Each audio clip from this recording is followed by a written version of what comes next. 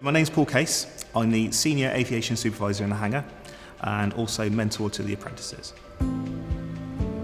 Parnalls themselves have a long history in aviation, stretching back from before the war through their factory in Bristol in the 80s. And in that factory, during the war, parts of Spitfires were built there before they went off to major factories for assembly. So that is our historic link with the aircraft itself. Also, the Spitfire is probably the most famous of British World War II fighter aircraft, and it's the sort of thing that people just love to see flying and love to see on the ground even as well. So the fuselage behind me is part of our static project. This aircraft won't fly, but it is being built to full manufacturer spec. At the moment, we've got frames in the jig in the positions they will be in, and at the front, we've pretty much got the cockpit tub assembled and ready to go.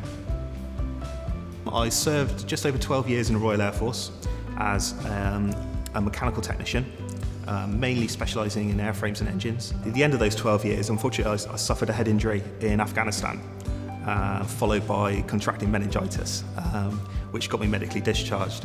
After that, I worked at Classic Air Force in Newquay, alongside our now Chief Engineer Tim Vane.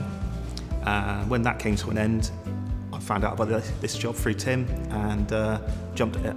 So what I enjoy about the job is working with the young people, sharing my knowledge.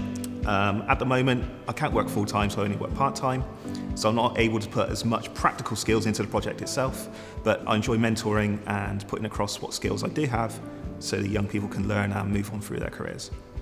And the skills that people are learning in the hangar, at the moment, a lot of sheet metal skills. Metal forming, with shrinking and stretching, cutting out metal, making these frames.